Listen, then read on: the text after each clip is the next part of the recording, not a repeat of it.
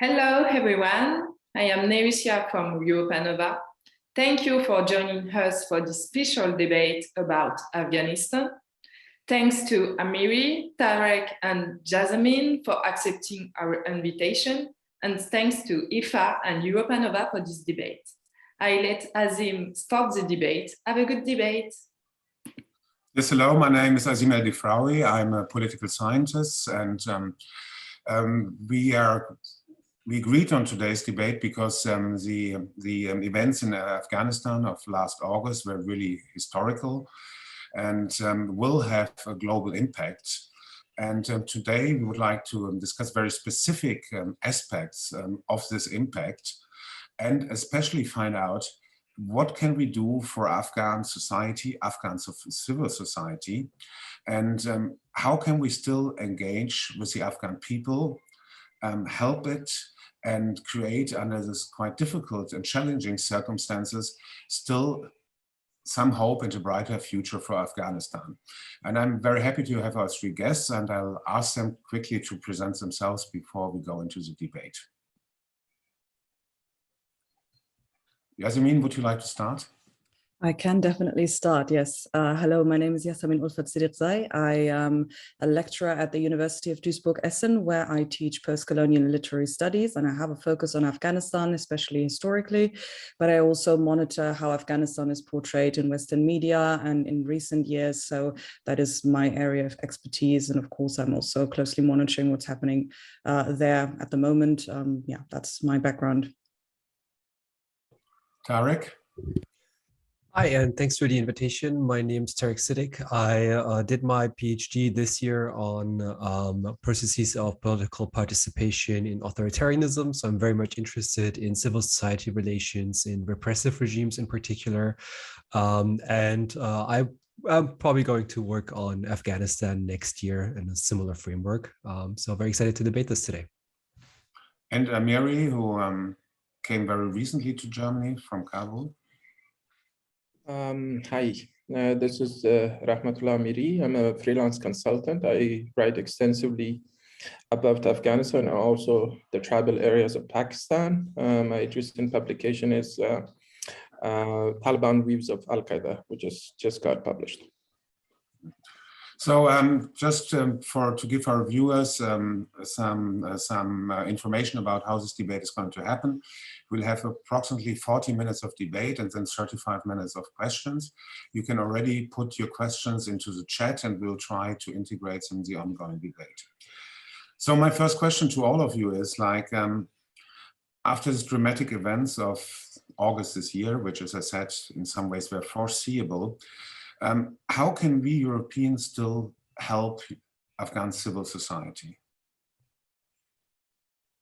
Whoever wants to start, Tarek or Amiri. So, like, if I may go first, I think like one of the big problems that we're facing with that question is that, well, the idea of supporting Afghan civil society is not new. This is something that has been permeating, and you find it in policy papers over the last 20 years. However, like, you could see that in many cases, you could see successful examples, but you could also in many cases see that failing. So I think like one of the big problems is to see what kind of support is actually sustainable and what kind of support seemed more fictitious under the intervention regime. And I think there are a lot of promising ways of doing that. I think there's also successes from the past to build on, but also examples of civil society activism under the Taliban regime, in particular when it comes to women's activism, in particular when it comes to education. And these are things that can be built on and where greater engagement could be very successful and fruitful. Concretely, where can we build on? What went not too badly? Journalism, a big example of that. We have both centralized journalism, which worked very well in the private sector in particular, not so much necessarily in the governmental sector.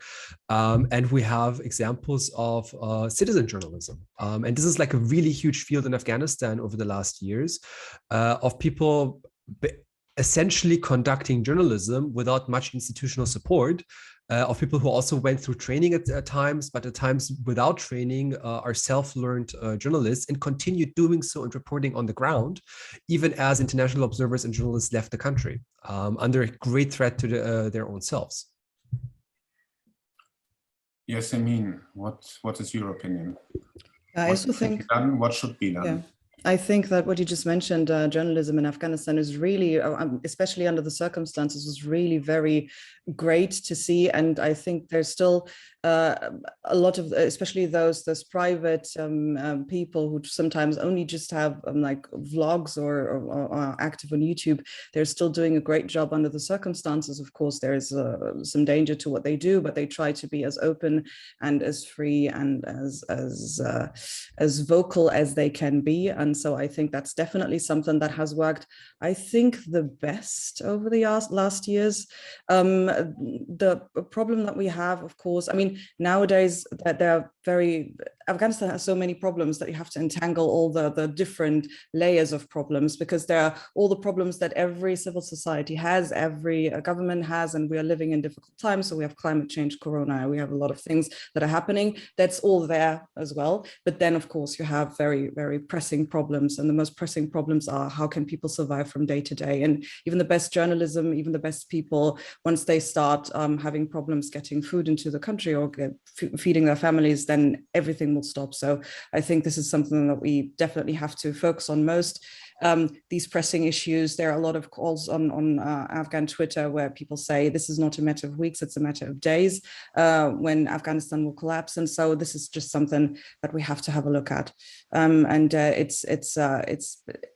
It's very immediate, and then all the rest comes afterwards. And yeah, as you said, journalism is one of the examples that really worked well in the past to a certain degree, and but it cannot function anymore if we continue down the path that we're going down now. Amiri.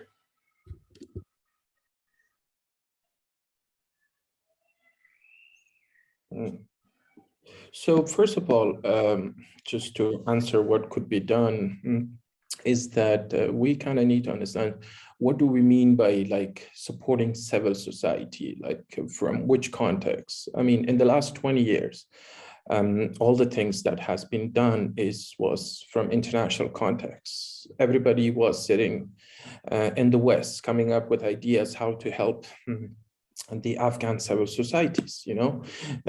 Some ideas worked, some didn't work, some actually played a far more negative role, you know. So the thing is, like, Afghanistan is a very traditional society. It has its own norms and, you know, and how it works. So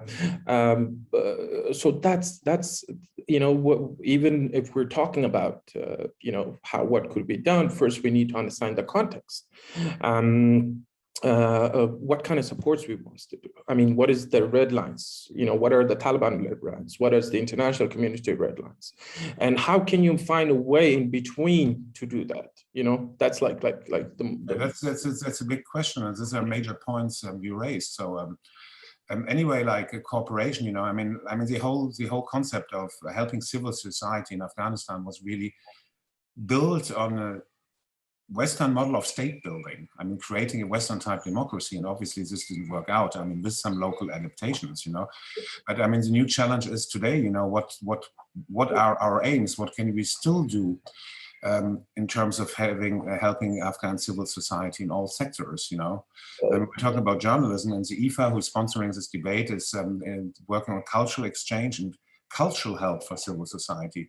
And there, I think the concept of red lines is very interesting, in a sense, you know, all this aid is always conflictual, you know. I mean, mediating is always conflictual, but the interesting thing is, where are the Taliban red lines, and where can we still work with Afghanistan today? This is a big question, which I'd like you to answer. But the other question I'm answering is what went wrong in terms of cooperation with civil society, what had really negative effects, without going back into military history and so on. Really, what went badly in terms of Western assistance to civil society? I mean, I just wrote some, I just did an interview with the HBS.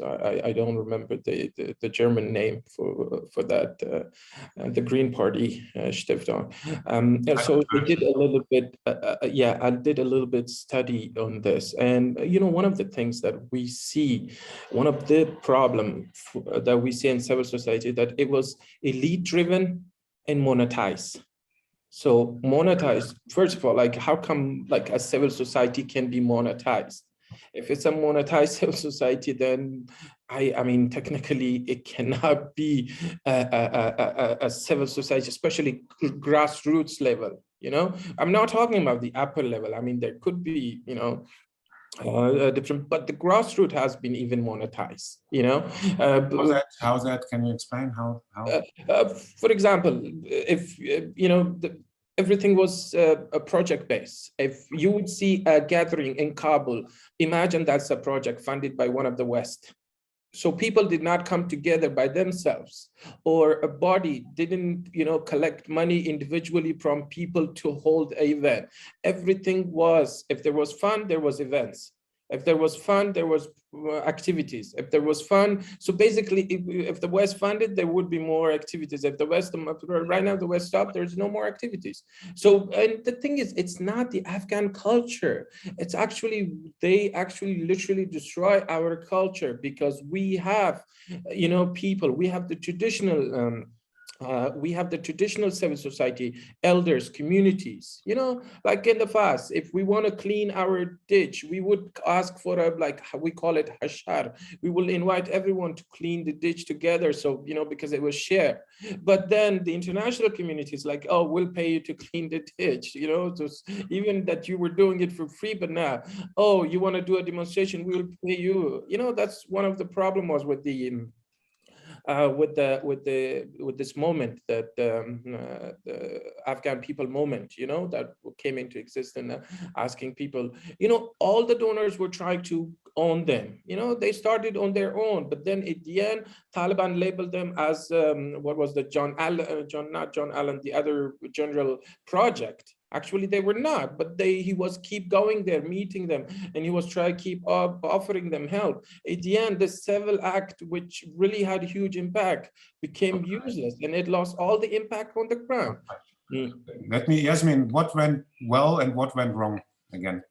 What went wrong, I think, something that we have to concentrate on. And I think what we have to keep in mind is that Afghanistan is not only a battlefield, like a real battlefield, but also an ideological battlefield. So a lot of what concerns Afghanistan is framed in a very ideological way. And that isn't a new phenomenon since now, in 2001, it also started in the 70s, when, for example, the communist uprising, I know we don't want to go too deep into history, but I'm making a point for today. The communist uprising labeled itself as trying to free people, trying to further women's rights, and labeled all these good ideas as communist ideas. And the same is true now. So women's rights are so connected to this whole frame narrative of Western ideas, whereas women's rights, there is a possibility for Afghanistan to develop this out of their own culture, out of their own Afghan ideas, out of Islamic roots.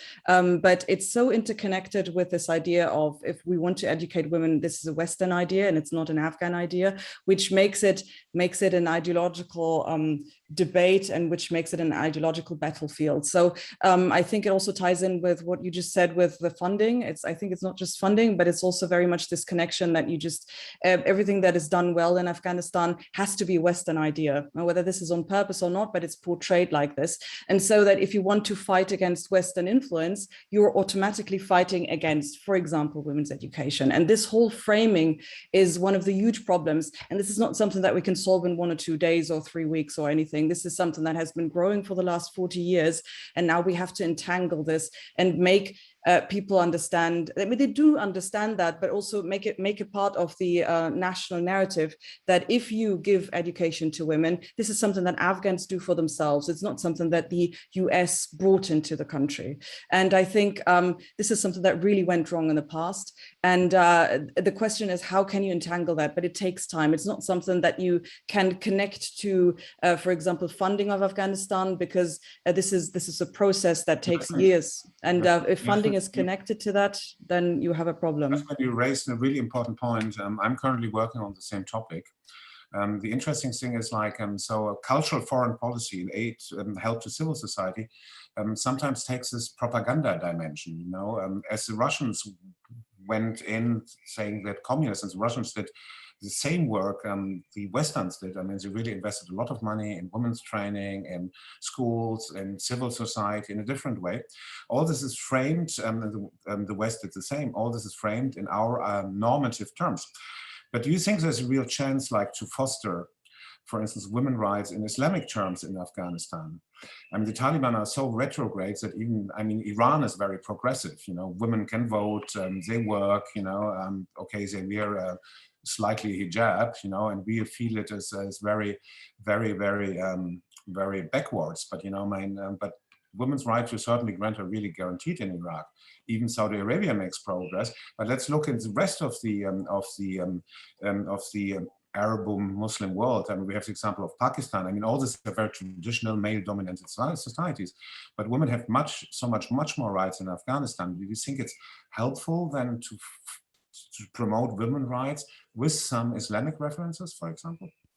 Definitely. I mean, the Taliban, if I'm not mistaken, one of the spokespeople said what we basically want is a society that is very similar to the society of Saudi Arabia, which of course in and of itself, if you compare it to what we have in the West, is still a difficult thing, but it would be progress for if it's stable and if it can be sustained and if it can be made available for all of Afghanistan, that would be a huge progress. So even if Saudi Arabia has a lot of problems of itself, but as far as I know, Afghanistan now currently is the only Islamic country where women are prohibited from education, more or less, even with the promises looming like on the horizon that Taliban want to allow that in the future.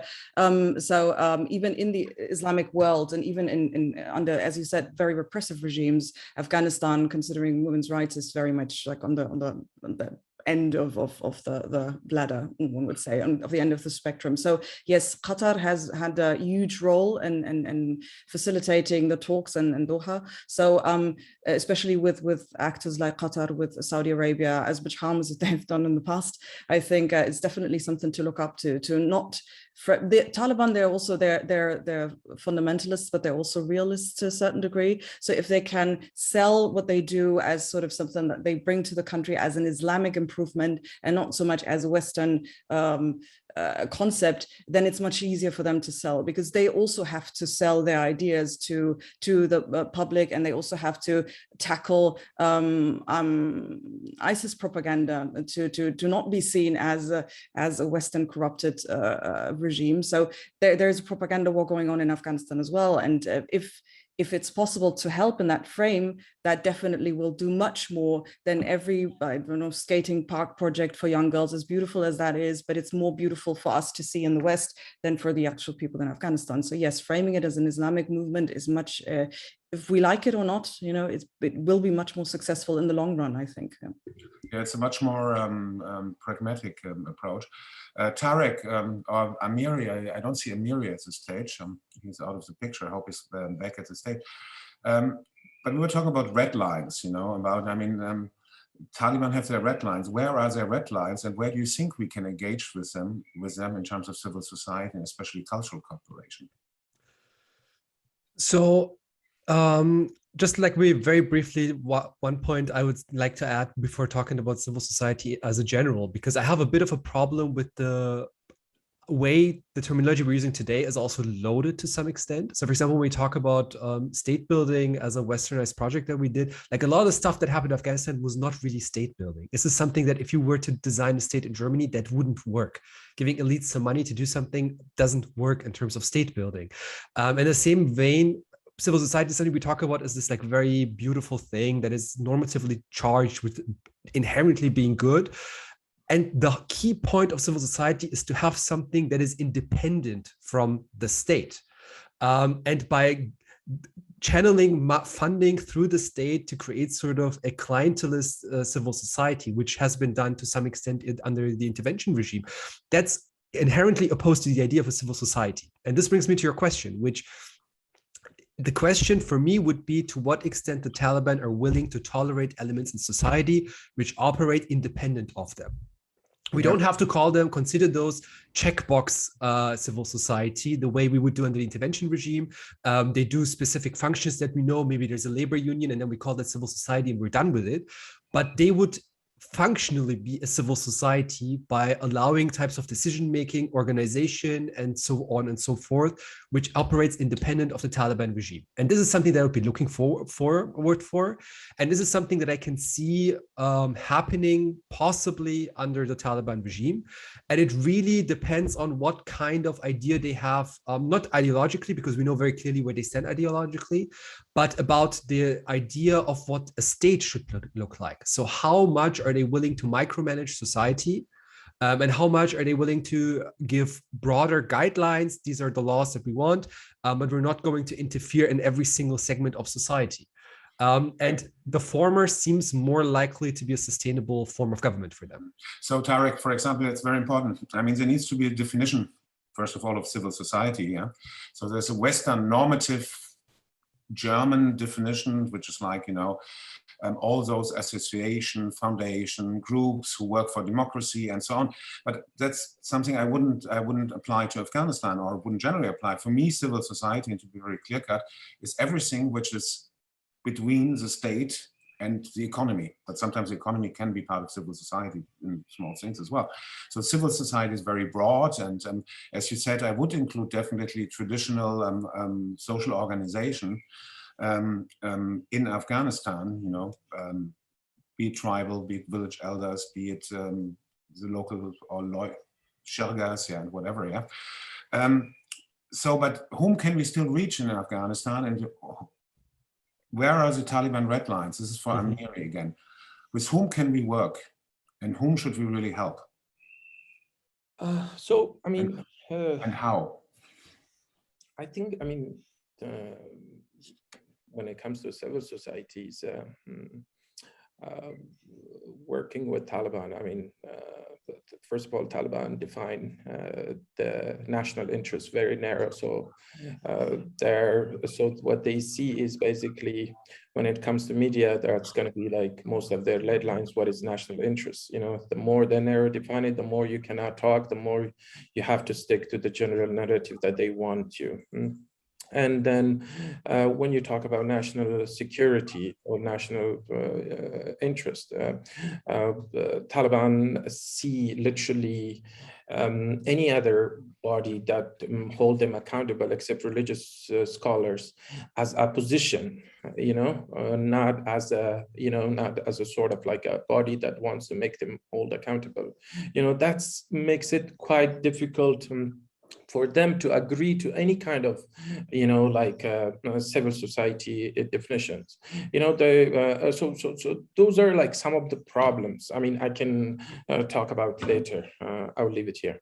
Yeah, but I mean, we also have maybe other pathways, you know. I mean, the Taliban will not, for instance, be able to prohibit sports. I mean, especially like traditional Afghan sports. I mean, you know, I mean, you have so many, I mean, as we all know, polo comes from Afghanistan, but there's so many other stuff.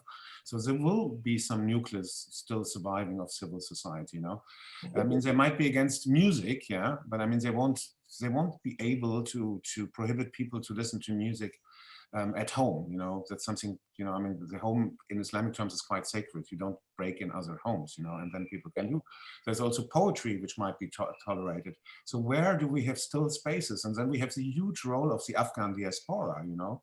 People like you, I mean, there are hundreds of thousands of Afghans abroad, even millions, some of them very creative, doing successful artistic, cultural, and other careers. So where do we still have space to interact? This is my question to all three of you. So like one field, like one way to answer that for me would be, first of all, to say that it's very, very difficult, like globally speaking, to say we can support civil society deliberately. Like very often, it's not like something we can just go somewhere and provide resources to an organization and then something happens and they do something very beautiful with it.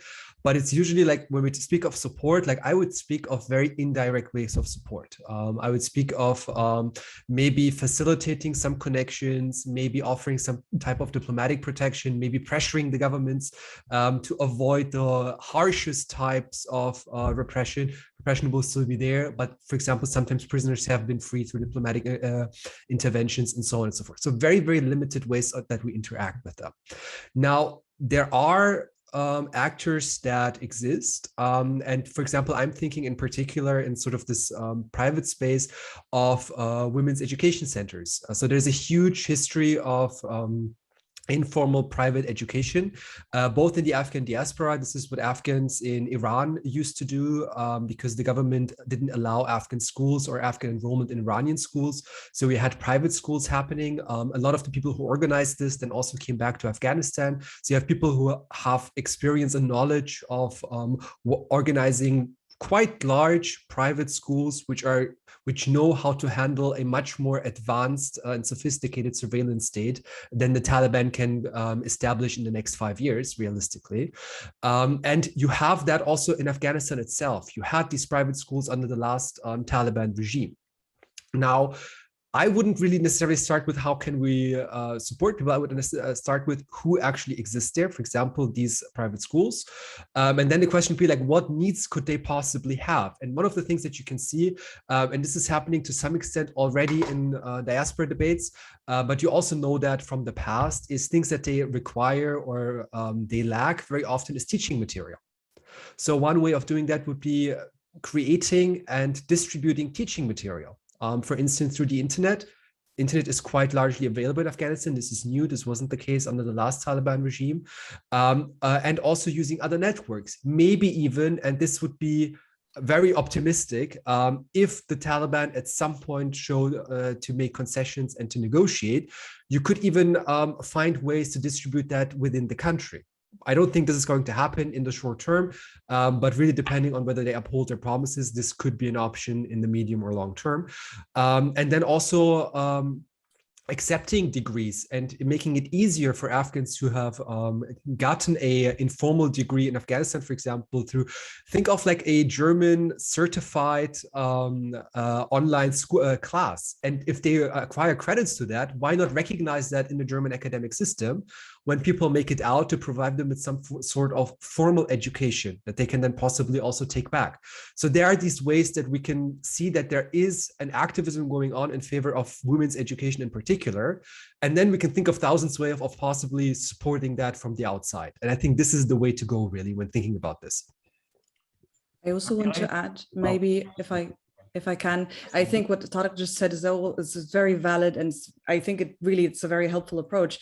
I also want to break it down a little bit further, and I'm sorry that I have to rely on anecdotal evidence sometimes, because at the moment there's no real blueprint for the situation that we're in, so we have to collect the information where we get it from. And one personal story that I heard is that in a very smaller village, there was a graduation ceremony, and then girls were speaking up, wanting to make a stand for education, which was prevented by the Taliban official who was there. Then a man stood up, a poet, and he actually supported these girls who were trying to make a stand. He said, I don't want to be oppressed. I want to stand for women's education. We have to do this. And he was making a speech, and then he was arrested by Taliban officials.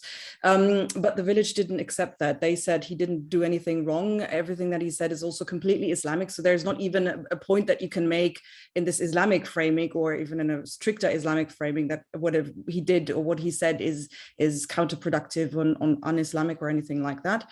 And so with their protest, the Taliban finally released that poet, saying, and even excusing themselves for even having escalated the situation like this. And this is it's a very simple example of how this civil society, just the village as a community, acted without it being a project or it being funded by anything. This is just people want certain things and they will fight for certain things, not with weapons, but by just being there, by protesting. So these things exist. And that's why I want to break it down to the very basics. If those people in future don't have enough food and don't have enough healthcare, then they cannot do that. So every effort that they might take themselves, organizing themselves without Western influence, once the economy collapses completely and they don't have any funding anymore, they don't have any cash anymore, there's nothing of that going on. So it all comes down to those next days, those next weeks, surviving the winter, because everything else, all the ideas that we have, they will be to no avail if the collapse completely happens, and we are on the brink of that. So there is a lot of hope, and I think Afghan civil society has developed and they have gotten strength throughout the last years, which is, I think, one of the few positive things that also have next to sort of journalism that we've established, but also that people, they demand things, they have a vision for the future. In the 90s, there was no vision, everything was destroyed. So it was really difficult to be optimistic about anything, but there is optimism, but the optimism, of course, is drained out of the country with the funds that are not coming. And so optimism, as idealistic as it sounds, it's still a very driving factor for everything that's happening in Afghanistan. Amiri, your thoughts on where do we have space? Yasemin was just showing that there is some space for interaction, you know, there is some space in Afghanistan society still. What are your thoughts on that? Oh, I mean, there is space. I mean, Afghanistan is... where is it? So tell us, where is it? Just let me be a little bit more... Afghanistan is contextual. On one area, what works doesn't work in the other area. For example, the tribal structure is quite intact in the southeast, where it's completely broken in the south. So in the southeast, you work with the tribal structures in the community level, with the community. What one of the colleagues just mentions, you know, they released a guy, the community, but the same community in the south cannot release this guy because the community, the structure is broken. You know, the community is not together. You know, they are not as united as the people in the southeast or eastern Afghanistan. You know, so that would work. And then I think, look, Taliban. Yes, I mean, I wanted to tweet the last couple of days is that we lost the changed Taliban the very last minute. Taliban were changed, but because of the collapse and everything, and you know, they got everything, they just completely say, well, we got everything. So there's no need for any of those things that we promised the last minute. So, but still, having said that, I still see, I mean, on the ground, because I'm most of the time on the ground in those villages and cities, and we do see Taliban change. There will be women working. The women will have their own market. But just the only area that Taliban does not want people to engage is the political arena. So we have to understand a little bit more this. So Taliban are not against a lot of things, but they are against political activities. You know, like, for example, if you come and you say, well, this is not, you're not doing this right, that's where they feel a bit threatened. But if you want to do something in your own village, in your own things, they to a larger extent, they will not, you know, question that. And so that's like, so one area is like, what can be done on this political arena? Like, for example, as I talk about, like national security, the definition of national security. What is the definition of national security? So for me, on women's rights, there's a lot of space to engage with the Taliban.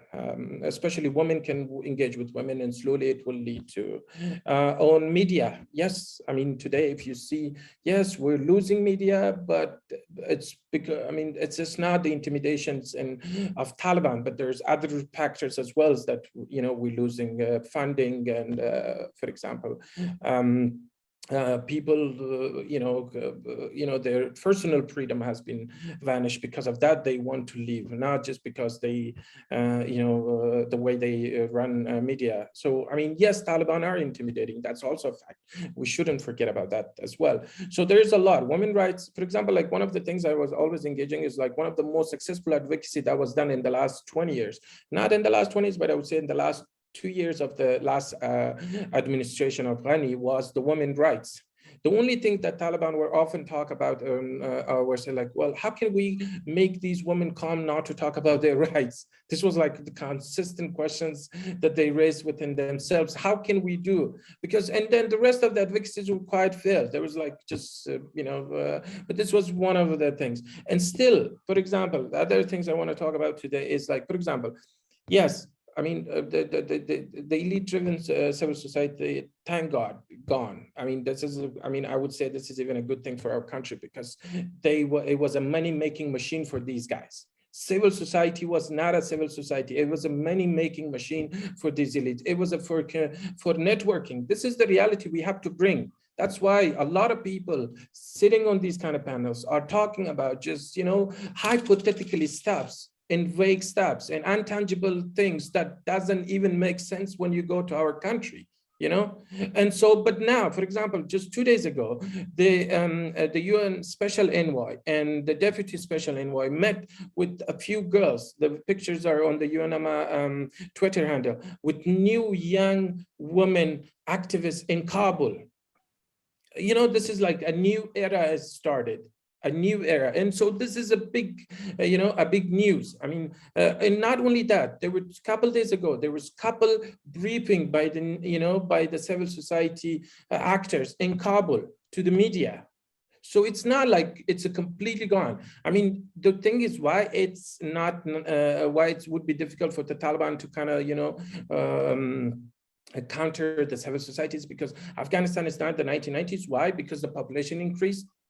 Back then in Kabul, there was less than 1 million people. Now it's over 6-7 million people right now lives. And the same, it applies to other cities as well.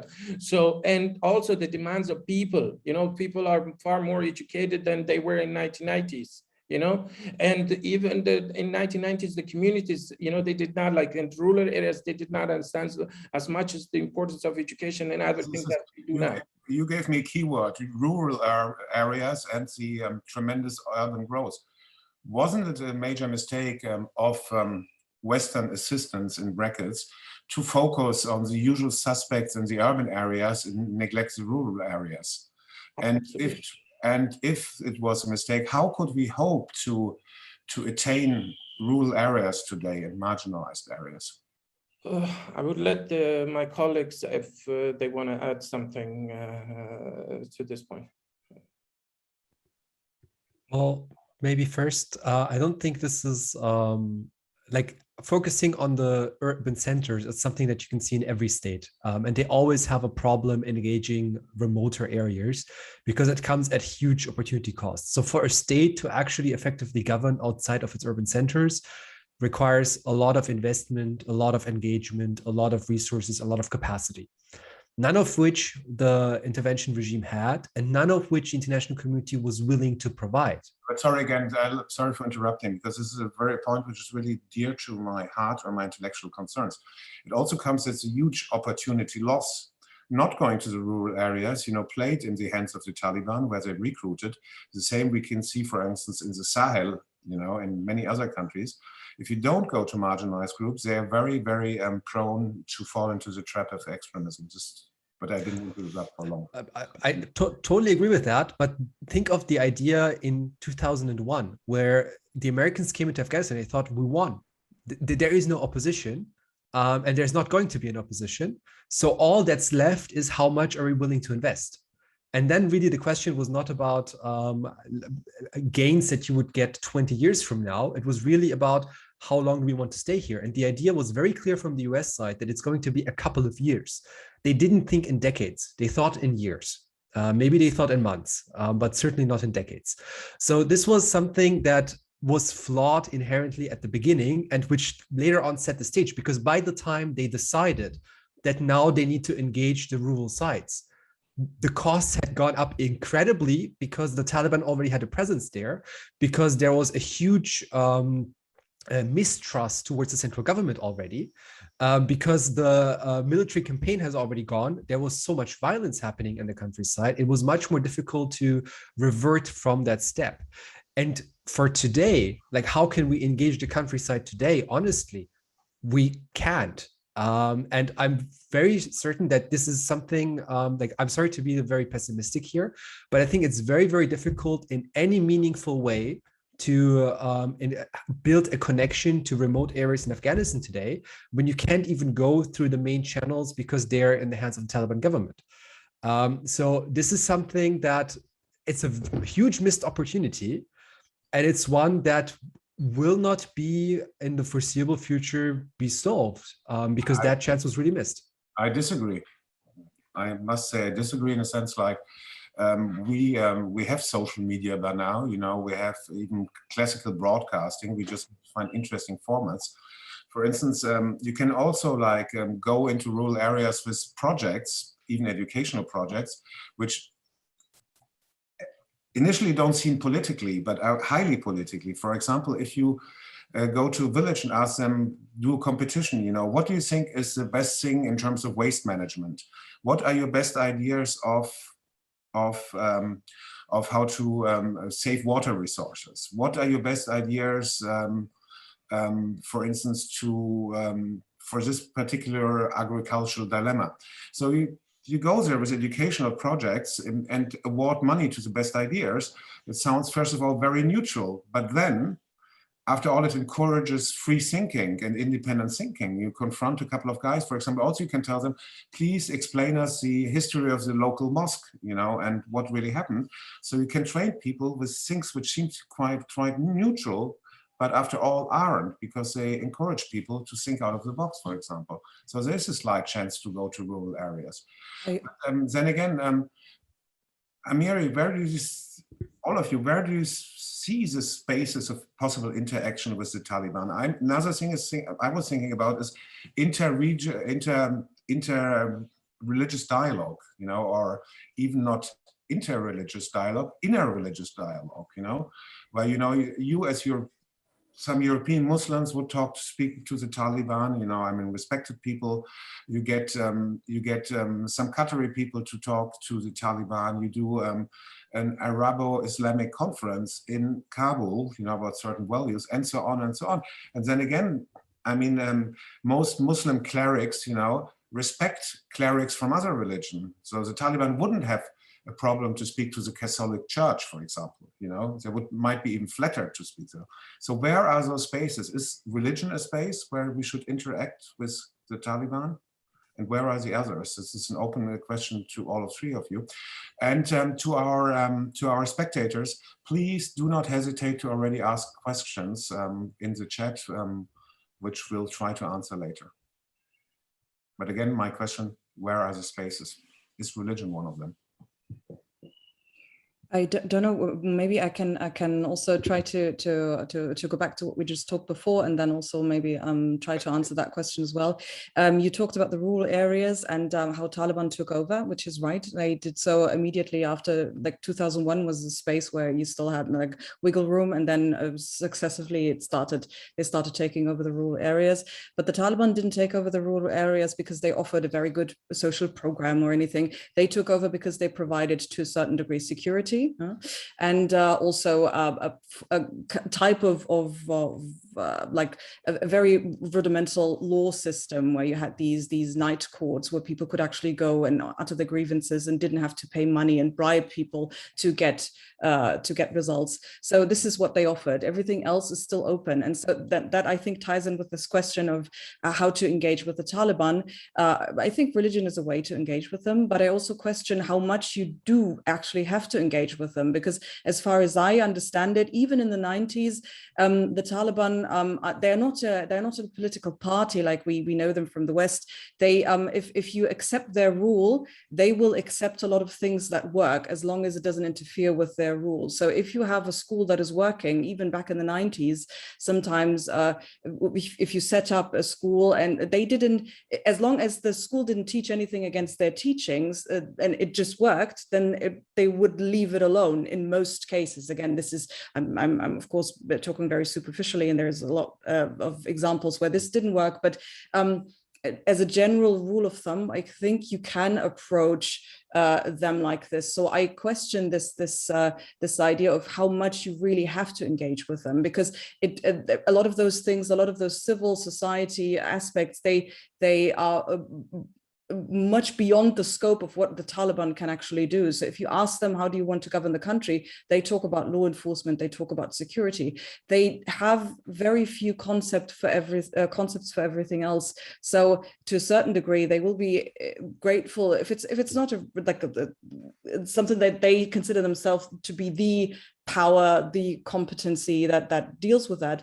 They are happy to sort of push this back to whoever takes over the task and does it, as long as it doesn't interfere with their rules. So on the one hand, yes, I think religion is a way to engage. I'm not quite sure how, but I think it definitely is a way to engage. But on the other hand, there are a lot of areas that they don't even want to take over. So if you take it away from them, they won't feel as if it was taken away from them. And that means community organization in rural areas. If it works, it works. Can I add something here? Just to add one point, and that is school versus madrasa. That's like one of the area. So a lot of the time through this 100 years or even before, that we have a clash often between schools versus madrasa. Madrasa is a religious school, you know. So we do see a lot of tension between these two actors. And I did a study for United States Institute for Peace on IDPs. It got published a couple of years ago. And there we see the differences, that how, for example, if we have a school person, he goes far to left. And when we have a madrasa guy, he goes far to right.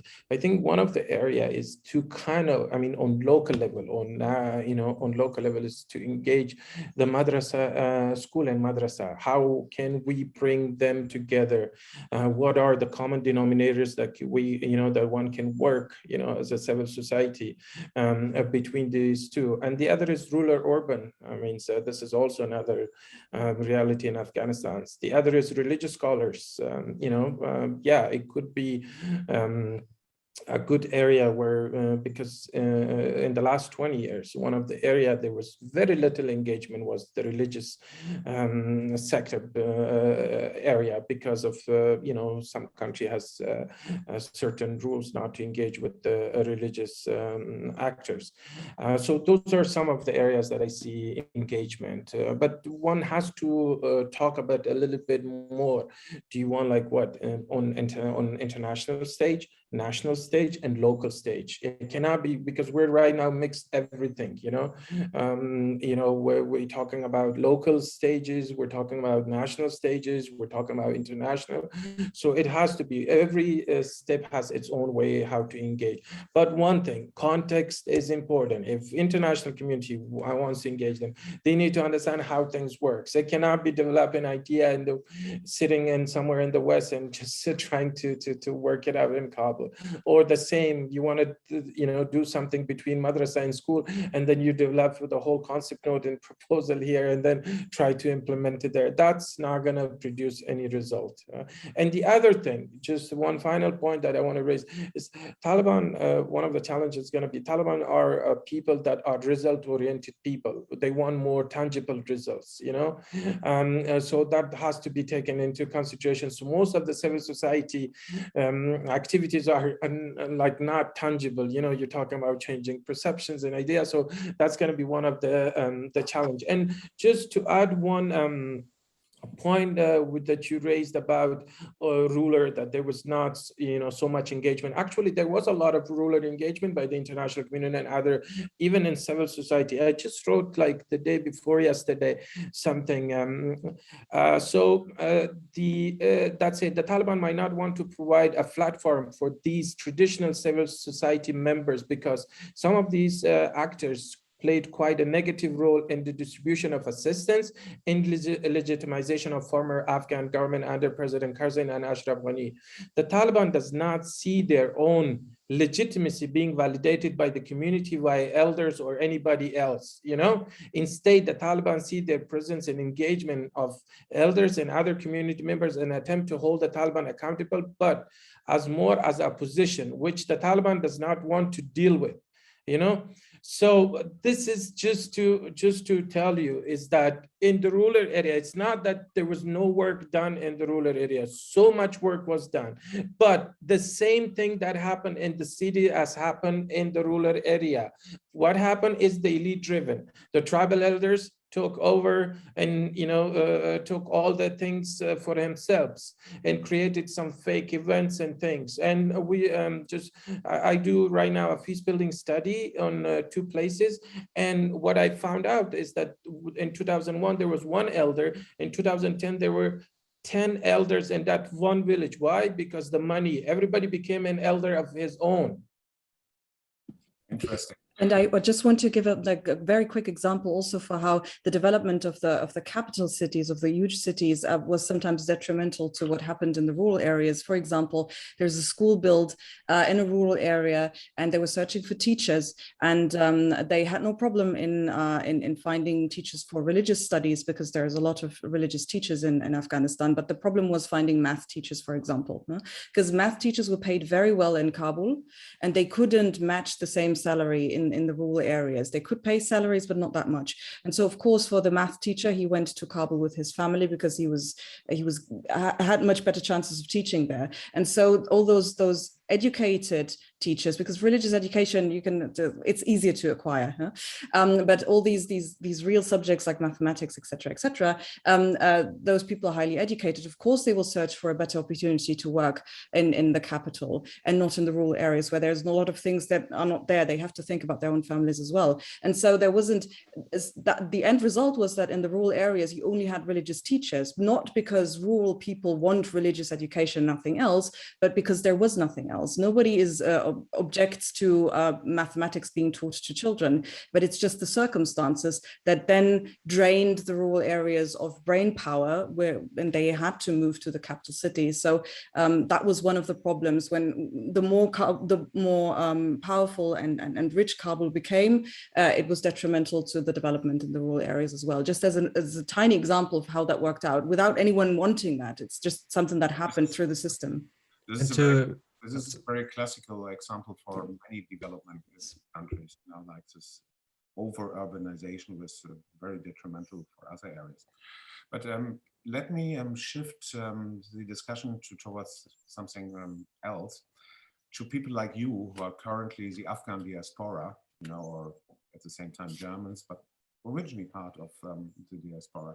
What can the diaspora do in terms of civil society, in terms of foreign cultural relations and so on? What would be most needed? Or can it give also maybe simply some inspiration, in a sense like Afghans love music. The Taliban don't like music, for some fallacious religious argument, which is, I don't know where they got it from, I know where it got it from, but I think it's really wrong even in Islamic terms, yeah. So what can the diaspora do? If I may just answer that very briefly, very little. This is one of the problems that the diaspora, multiple problems that the diaspora has. One of the more obvious ones, a lot of what we talked about today, and I think we all three agree on this, is that any type of engagement has to be driven by contextual factors, by local actors, by local knowledge. None of which the diaspora necessarily has, by being disconnected from exactly that. And then the second one, and we shouldn't forget that this whole intervention regime did not just work to the international community, it worked by employing a specific sector of elite diaspora as well. And they very much lined their own pockets throughout this time, greatly delegitimizing any type of engagement that the diaspora could have. This is one of the big talking points also for the Taliban. And I think it's one of the very successful talking points, that the diaspora is really corrupt, westernized, and so on and so forth. And they have concrete evidence for those examples as well. Obviously, that doesn't apply to all diaspora, but they have very strong arguments for that point that they're making. So I think it's going to be very difficult to argue for any type of special role of the diaspora in the short term. I think, however, at the same time, and we can look at other cases as well, my work was very largely on Iran, where there's a huge diaspora being active as well, can be more indirect. You mentioned, for example, music. One of the ways is basically the survival of specific cultural artifacts as a support network for political refugees. You already have that, but as long as there is a repressive regime, you will have political refugees, and they will need, to some extent, support networks, which governments will not provide them with. And this is something that diaspora networks can very often do. And at the same time, by driving some debates, which may not necessarily be possible in Afghan spaces, Afghan media controlled by the Taliban, but which may be more possible in diaspora media, which share a language and a cultural background, and open up spaces essentially for engagement. Which kind of debates? I would be like, for example, political visions, for example, criticisms of the government, for examples, finding ideas of what to actually implement politically on the ground. Essentially anything where you have a repression on the ground, which is very effective, and then people can evade that by using spaces that are not as easily repressed. Amiri, anything to add? Diaspora? Honestly, I don't know much about that, but just to add is that they don't have a good reputation in our country. The double passport holders is called, so I mean, they certainly has a role to play, but not the one that they've been playing for the last 20 years, so that's the most important thing.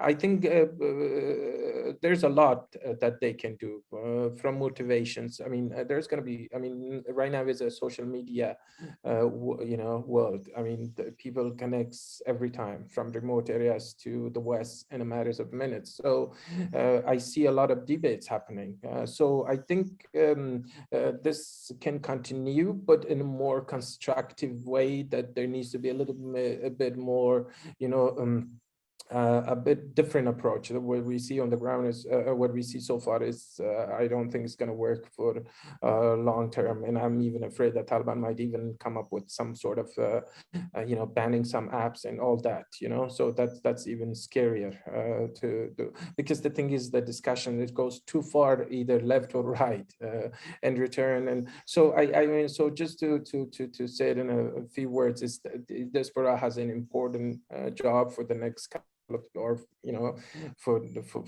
the next couple of years, but it can be that what they have played so far until 2020, which was getting all the key positions, which I don't think is going to happen anymore, or being appointed or key positions, or getting projects and implementing them here and there, and then coming for a couple times and doing some and just leaving that. No, that's not going to be so. But there is a greater role, but I cannot go into details right now. Okay, let me shift again the focus of discussion. As we told, this debate is co-organized by IFA, which is concerned very much with cultural relations. So let me ask you the question, for example, which kind of spaces for arts and culture in Afghanistan will still exist, and where can we engage? We already have this big issue of music. What's going to happen to Afghan music? Which kind of art and culture will the Taliban tolerate? I mean, I mentioned poetry eventually. You gave this excellent example of the poet getting arrested and released and apologized. So where do we have space? Sports, arts, culture, what will be there left? And where do we find spaces here to engage? I think culture is a very huge problem, because through culture and through cultural influence, a lot of Western, I want to say propaganda in quotes, found its way into the country. So a lot of musical projects, film projects are tainted by this stereotype that they are just there to influence and to get rid of Afghan culture, which is of course not true, but that's the perception that sometimes happens, because through cultural imports, or through the support of cultural projects and programs, the West had a lot of influence in trying to, for example, like empower women, which is legitimate, but seemed as sort of a Western occupation of the cultural spaces of Afghanistan. So I think there is a huge problem there. But the way that I see it, whenever those cultural projects came out of Afghan civil society, it was completely different. It was viewed differently. And just to give you an example for that, we don't have that at the moment, but there is a very successful Afghan comedy program of 3 to 4 young, like ethnically diverse Afghan men who just took everyday stories of everyday Afghans and made some comedy sketches out of this. Thereby, they tackled a lot of like women's rights, and they tackled a lot of problems, but they did it in a very Afghan way. And so Afghans listened to that, and they were very popular. Now they are not, they also did a lot of comical stuff. And so it's probably not something that the Taliban are too favorable of, but they were very critical of the government. So it was a very, very dangerous occupation that they held, but they did it with so much joy, and it was just very beautiful to see also for us in the diaspora. So something like that was completely Afghan driven. And if it's not meddled with from the outside, so that it looks like they are criticizing Afghan society because they do so because the West tells them to, then it works. But if they are connected too much to Western outlets, then it immediately becomes politicized more than it usually is. And so I realize that I'm talking about what not to do and not so much what to do now, but there is a lot of culture going on in Afghanistan itself, and most of the time the Taliban have a huge problem if they see it as Western influence. If it's just based on Afghan culture itself, it's much easier to still uphold it. And there are different reports coming out of Afghanistan at the moment. I just read on Twitter by like a famous Afghan journalist. He said that it was possible to hold a wedding with music, like just yesterday in Kabul. The Taliban didn't say anything; they just wanted some food, and then that's it. This one report, so there is a possibility. In other areas that might not be the case, but as long as it's not perceived as being from the outside, there's more chance to uphold this. Not in every space, not everywhere, but of course, if one part of the country is partying and doing music and having fun, and the other part is starving, then of course Taliban won't accept it, because it's detrimental to the whole approach. Amiri, where will there still be spaces in terms really of culture and arts in the Taliban Afghanistan? What will they tolerate? And sports, for example. So arts is the one area, is the super gray area as called, they're not very good with that. But sports and poetry and those things, they're very popular among the Taliban. In fact, even during their insurgency, one of their commander, the brother of Sangin, the video is available on YouTube. He's singing a poetry, and Taliban got really upset. Like, why would you do that? So he's from the Haqqani, the notorious Haqqani group. So even that group, one of the top commander, he's not just the commander, one of the top commanders singing poetry and those things. So poetry is very, very popular among them. In fact, the thing is, since they took over, there are more poetry events organized by the Taliban than they were in the last Ashraf Ghani events in the whole year. So in the last 2 months, there were 2 in Helmand, 1 in Kandahar. I mean, in their strongholds, So poetry, poems, and not only that. When I was a kid back in Kandahar in 1990s, the one things I remember from those years is the poetry events. So they even would choose a specific gifts for the winners, So whoever wins, they would make a panel. So it's very, very popular. But then sports, yes, sports. The only problem with sports back then was the prayer time, which they now think that they will not impose them the way they did in 1990s, which still people questions them. But generally, sports are very welcome. The super gray areas, the art. I mean, we already know what happened to the Buddha, and we know they're not a big fan of pictures and drawing and those things. So that would need a lot of work to engage the Taliban on that. Okay, we have some questions from our spectators, which I would like them to answer directly. For instance, we have Fereshta Ludin. Corentin, could you put her in and ask her whether Fereshta wants in a minute to ask her question on screen? Okay, but I'll be waiting. But let's see whether Fereshta will appear. Otherwise, what do you think about arts and culture, Tarek, for the time being, until we see whether I need to read the questions out or people will come in, which I prefer? I agree with a lot of what has been said. Like one of the things that I'm really observing right now is how Afghan television has reduced a lot of its musical programming or artistic programming. In many ways, not necessarily because of direct repression or because of anticipated repression.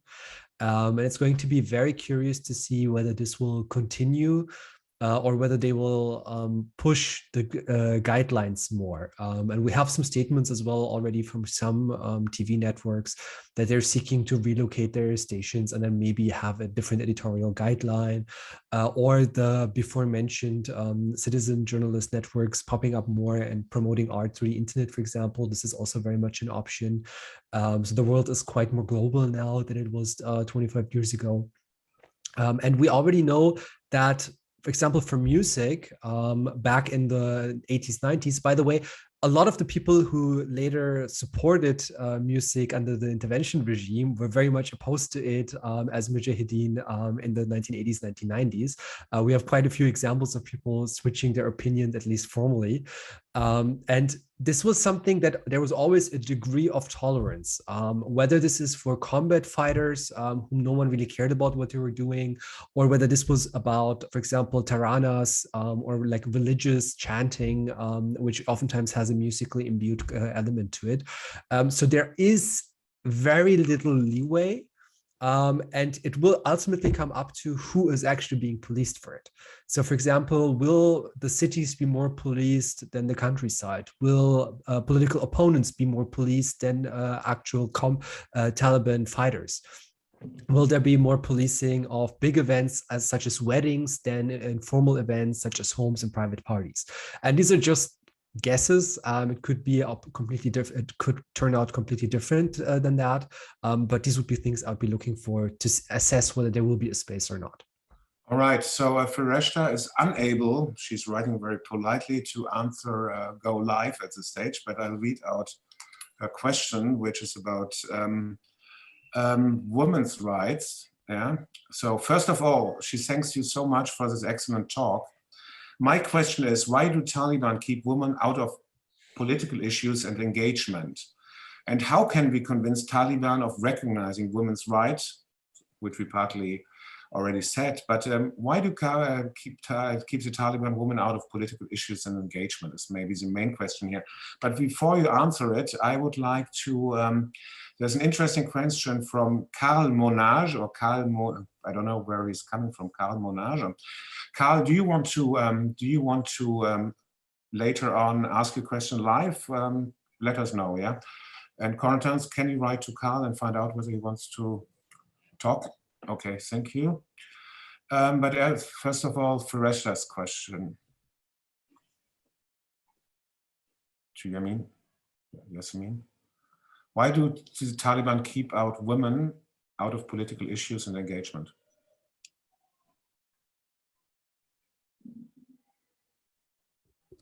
I think it's difficult to answer because here again, the Taliban, they are like a loose group. They're of course organized, but there are also different factions inside the Taliban. So just by now, I would also put it back to there is a proof of women's engagement even before all the war started. So 40 years ago, women were engaged in politics. They were even able to hold positions in parliament, and so that was something that is not new. But it now has become sort of like the propaganda tool for both sides to showcase Western influence, whether it be communists bringing more women in, or now the Western countries bringing more women in. So it's a highly politicized area. And so for the Taliban, without trying to excuse what they do, but they sort of have to show their opposition to what happened before. Now they have to be the anti-women in politics movement to a certain degree. I don't know whether they will keep this up on a local area, because they've been known to if a woman is strong and if she's seen as being not detrimental to the rural areas, but she actually helps, then they will sort of accept it, I hope. But this is something I think that it's not easy to just solve right now. So it's a highly politicized area, and I think there certainly are parts of the Taliban who, for them it's categorically not possible, because they think women belong to the home, and they think that it's actually good for women to not be in the public space. But yeah, this is a problem that's not going to be solved in 3 weeks' time. How exactly they argue their point, and if they all argue the same points, I think that's also highly debatable. There are different factions inside the Taliban as well. But this is not something that we can solve in the next weeks to come. It's a huge problem. It's going to be one of the biggest problems, I think, in future. Yeah, for sure. So Carl doesn't want to. Wants me to read his question as well. We have a very shy audience at this stage. Reshta was quite known in Germany. I'm quite astonished that she doesn't want to answer, but maybe she's really. Okay, Carl's question is, will there be civil society support from other actors apart from the West?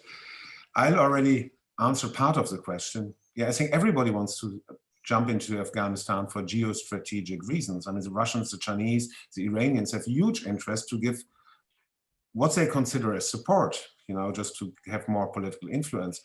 But will it be a helpful support? Maybe they'll help somehow in human rights. Maybe there's somehow in other areas, but generally, do people want to have civil society support from China? And my great fear is, for instance, that China is exporting authoritarian methods to the Taliban regime, for instance, for control. So there will be maybe less than civil society support, but China, due to the Uyghur issue, has a big interest in maintaining very good contacts with Afghanistan. It might even support authoritarian training. I mean, the control state, the Chinese model of a total control state, partly to the Taliban. What would you feel about, but how do you feel about civil society engagement from other countries? All of the Arab world has the interest, for instance, to help Afghanistan in some matters. I can just let me briefly go back to Threshta's question, because I got some thoughts on that as well. I think this is a huge conundrum that the Taliban are facing, because they already experienced that in the 90s, that it's very difficult to govern without having any type of women's participation. But at the same time, as soon as they do that ideologically, they will have internal dissent and internal fractures. So this is really a trade-off about how much internal tension they want to introduce into their movement, while at the same time, how much control they want to have ultimately over society. And they made use of women in the past as well. And I'm phrasing that deliberately, because while they were not present in any of the decision-making processes, they were used, for example, as spies, to police women's spaces, and so on and so forth. So essentially the bare minimum of what you need in order to function as a repressive organ. But yeah, this is ideologically a huge problem for them. And you can see already that to some extent they've learned the lessons. So you have that in particular in the field of civil servants, where a huge problem also, by the way, not just the Taliban, also under the Mujahideen, it was a huge problem that when you got rid of women in governmental spaces, and maybe half of civil servants were female, then you lost a lot of people who had expertise in government. So how do you govern then? And then you fail to provide basic services of the state, and that undermines your whole regime again. And it seems like now they're making more deliberate decisions of which women to exclude and which women to include. And I could see that, and this is very speculative, some sort of women's Taliban movement, which isn't really involved in any of the decision making, but which does some bare representation in order just to channel that segment of society, which you can't govern without, essentially. But this is a huge problem, and they will have to have an answer on that. And just very briefly, 2 sentences about the foreign civil support. Were we really supporting civil society though? Like, is the West really supporting civil society? Like, my point always is that when you make these type of checkbox civil society groups, that you're not doing a civil society that functions as a civil society, but one that looks like a civil society, but is ultimately dependent on the state. So was that really support for civil society, or was that support for the government, but through other means? And then, like, I would be wondering whether, for example, neighbor countries supporting specific Islamist movements, supporting specific groups that have their own interests at heart, is not the same kind of civil society support that basically supports anyone outside of the government who promotes their interest. And this is like a very cynical take, but in that sense, like, I could see these types of engagements with societal actors also from neighboring countries, but very interest-driven and not driven by an idea to promote any sphere outside of state influence. Right, so we have another very interesting question here. So from Vanessa Barish, yeah, I hope I'm not mispronouncing the name. So she thanks us all for our criticism of ethnocentricity, neocolonialism, etc. In this context, the question is, what is your opinion on concepts of global learning and experience exchange? If you think it can be helpful, in what would be the good guidelines to do so? So I very much believe in global learning or in global history, and this, but this is a very precise question. What are your thoughts on that? Whoever wants to go first.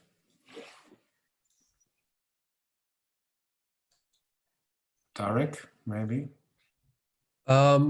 So in terms of global learning and experience exchange, so we actually wrote an article about the role of the international for opposition in particular in authoritarian systems. So not necessarily civil society, but opposition as a very particular form of societal engagement. And I think that one of the most effective ways to engage civil society is not necessarily driven by states, because they will ultimately be results-oriented and interest-driven, but by other civil society actors. And you see that already. And you've seen that for basically forever, going back into the 1960s, 1950s, that, for example, feminist groups in neighboring countries support feminist groups in Afghanistan, that labor unions support labor activists in Afghanistan. And this type of support happens, and it comes with certain norm distributions as well. So, for example, they strategically learn tactics that have worked in other countries with similar regimes. So when you see a protest using a specific tactic, that type of tactic is then used in other countries as well, because they observe it and they learn from it. And you saw that, for example, in Afghanistan, I would argue to some extent, learning mechanisms. I haven't looked into it in depth. This is a very first take. You saw that to some extent between protesters in Iran and protesters in Afghanistan, of learning behaviors between tactics used. And you may see that more in the future. And this is something where the global level plays a huge role, but not necessarily on the state level. Yasmin, do you want to comment, or Amiri, whoever wants to comment on this? Global learning? I'm not too familiar with the specific of the global learning concept, so it's very difficult for me to make a very specific comment on that. But as far as I understand it, there are a lot of areas where really, as we I think established in this talk, there are a lot of areas where really only people inside Afghanistan can assess what the problems are and then find the solutions. But learning, and this is how I understand the concept of global learning, is a process that there's a lot that different countries can learn from one another. And I also think that this is definitely some space where the international community can still have an influence on Afghanistan, and Afghanistan will receive it. Even Taliban factions will receive it positively. So especially with the digitalization of learning, I think there are a lot of opportunities.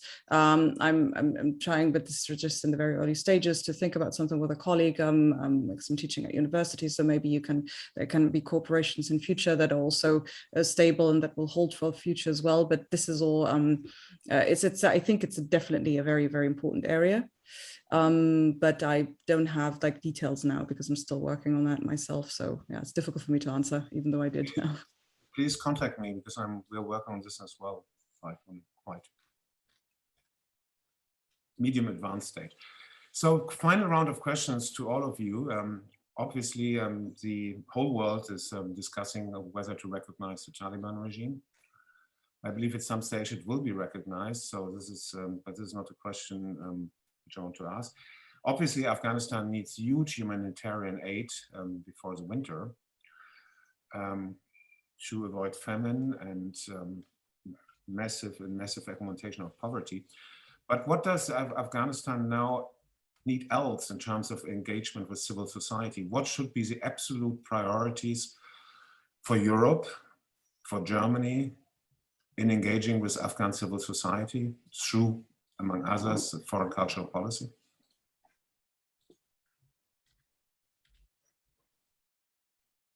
Amiri, what are your thoughts about it? What are the priorities? So there are a lot of things actually. We had a meeting with a lot of them here in Berlin, and we keep talking about this. I mean, humanitarian, obviously, one of the main one, that the international community, including Europe and Germany, needs to engage with Afghanistan. But the other thing is engaging with the people of Afghanistan, not those diaspora that sits outside of Afghanistan, but those who are inside of Afghanistan. The thing is, one of the problems is like before, I mean, for the last 40 years, we know how sanctions did not work, and it would not work given the Taliban, right now positions, they can, if they are able to feed their soldiers and, run a little bit here and there, they will not bow to a lot of, to the kind of pressures that the West wants. So therefore, the best way would be to go and engage, with the people on the ground, including the Taliban. The traditional box is that, we have seen in the last 40 years, or, I mean, ever since the UN created, did not work very much. So if the international community is going to work through UN and just think that they will make a breakthrough, I don't think that's going to happen. The UN does, the UN itself stated that if the 42 or no matter how many countries were there, if they couldn't make this happen, how can they expect anything from us? So that's a wishful thinking. So just so the best way will be just to work with the people. I mean, one of the ways to kind of there is a potential in Afghans. One thing that you will always find is potential. They come up with ways to kind of struggle, resist, and things. And now is the time that the West engage with those actual, not elite-driven people, and now they need real help. Now they are there. So this could be done through, I mean, like, for example, one of the things right now is the morale is super down for women. They cannot even go, even though, for example, like one of the colleague, she couldn't go even out, even though the Taliban didn't say anything to her. Like it was literally, she thought Taliban as a sort of, if she goes, the moment she walks out of the door, there's something bad's going to happen to her, and this is not just her. There are millions of other women who feels like this right now in the major cities and also rural areas. So what needs to be done is to engage with them. For example, gathering at home, just back, that it's going to take a couple months or years so that they get back their confidence, how to work. Because one thing is the Taliban, I mean, it's a open secret that he used intimidation tactics for the last 20 years, and they have the right reasons to be afraid of, because the Taliban are known for their brutalities. I mean, that's also a fact. But it's also a fact that, Taliban are also looking ways how to engage them, like how to work with the international community, how to work with the Afghans, how to work. But yes, they will not just bow to anyone. So the thing is, what are the common denominators? That's what nobody's talking about. What can the international community work with the Taliban, rather than, putting red lines, I mean, so far the humanitarian aid, the US and Europeans, they did pretty well, actually, but still, it's not enough. I mean, the thing is, like some of the actors try to replace institutions in Afghanistan through aid organizations. That's not fair for the country. You're literally destroying the foundation of the institutions just because they, for some political reasons and that. So, I mean, it's just to warm it up, I think a woman working with women, I mean, there's no problem right now, I mean, except some here and there issues. And then youth is another areas that the international community should continuously engage. And in a particular civil society that exists, both the traditional and the urban settings ones needs to be engaged extensively. But just one thing, not to monetize them. Just make sure that the monetization that has happened and destroy, like a big portion of the civil society, in the last 20 years doesn't happen again, because it's almost a new start for Afghanistan. Very, very, very interesting. But now we're running out of time, and we can go over another 3 or 4 or 5 minutes. So what are your thoughts? What are the urgencies in terms of civil society and cultural and foreign policy? Yes, Yasemin? Yeah, there's one thing that I think we should stop doing, definitely, and that is framing Afghanistan. We have to go back to the beginning, framing Afghanistan in, for example, a German narrative.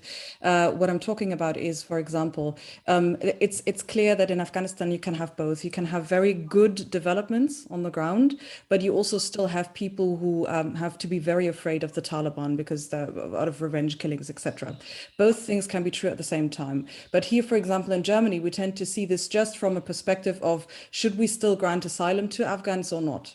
And so whenever there's a positive development in Afghanistan, we try to change our own politics and say, okay, now if everything is fine in Afghanistan, we don't need to take any more refugees. We don't need to grant asylum. And so everything that happens in Afghanistan is just taken, contextualized in Germany, and is detrimental then to people who still need the assistance. So we need to completely forget this kind of framing. Whatever happens in Afghanistan, whether there are good things happening or bad things happening, shouldn't have too much of an influence on how we treat asylum seekers here, because there will always be people who legitimately need asylum, because the Taliban, no matter how progressive they are now, or no matter how good they have become to a certain degree, I don't know, there will always be danger for some people in Afghanistan. So this needs to be done, and we do this here. Whenever you say something positive about Afghanistan, it can always be used politically to now say, okay, now then we don't have to. We can send people back to Afghanistan. It's safe now. That's not the discussion that we're having. It's not safe, even if there are positive developments. So acknowledge the positive developments without making it a political pawn in Germany or whatever else country. That's something that I would say we should refrain from, and that would, I think, really help. Thank you, but I mean, asylum politics are far beyond the scope of what we're discussing here. I know, yeah. But Tarek, what are the urgencies for Afghanistan in terms of civil society cooperation and cultural foreign policies? What should we focus on? I think the point that is probably sort of closest to my heart, because I've been making it today, but I've also been making it for the last couple of years more in general, is that there is no civil society without a society. So you need, first of all, to work on a humanitarian level. And this is a level where you can work both with the Taliban, both independent of them, because this is a policy issue that is absolutely independent of who controls what. It's not entirely, because then there's power dynamics going on as well, and you will ultimately indirectly strengthen the Taliban government as well by supporting society. But I think the moral imperative of helping people not to starve and not to die of sickness is more important. And this is of the very basis of having anyone engage in anything. Without people being able to sustain their own lives, you will not have a civil society, you will not have any type of activism. And so, yeah, this would be for me the more pressing and the more urgent question. In terms of what we can do on a civil society level on a more narrow scale, I think very important would be to tie any type of process of recognition to specific demands for the Taliban. Because I think this is right now a time window where the Taliban are looking for international recognition because they remember the last time that they didn't have international recognition, the regime fell quite quickly.